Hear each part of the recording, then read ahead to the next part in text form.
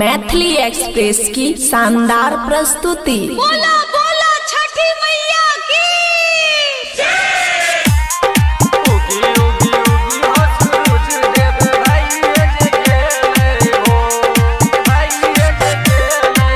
खुशी recording studio बलुआहा।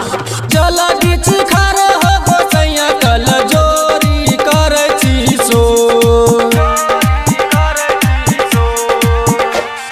नदी बीच खड़े हो गोसैया कल जोरी करे सो उगी उगी उगी हो सूरज देव भाई जे गेले हो उगी उगी उगी हो सूरज देव भाई जे गेले हो। DJ good Madhubani DJ good Madhubani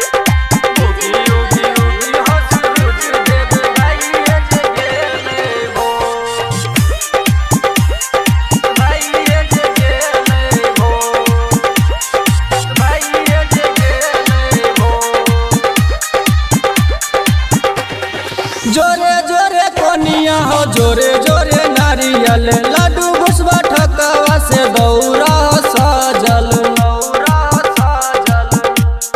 जोरे जोरे कोनिया हो जोरे जोरे नारियल लड्डू घुसवा ठकवा से दौरा सजल केला डंपर मारा रे कोयलिया भ गेले सगरोई जोर केला डंपर मारा रे कोयलिया भ गेले सगरोई जोर उगी उगी उगी हो सूरज देव भाई जे गेले भोर उगी उगी उगी हो सूरज देव भाई जे गेले भोर। DJ good Madhubani DJ good Madhubani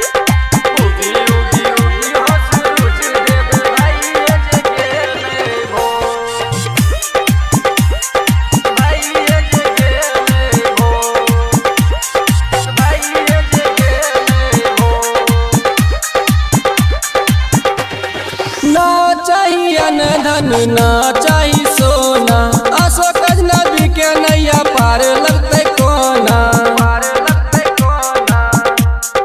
ना चाहिए धन ना चाहिए सोना अशोक अजनबी के नैया पार लगते कोना शिवाय रविंद से बाबा रग देवा तो शिवाय रविंद से रग देवा हो बाबा तो उगी उगी उगी हो सूरज देव भाई जे गेले भोर उगी उगी उगी हो सूरज देव भाई जे गेले भोर। खुशी रिकॉर्डिंग स्टूडियो बलुआहा।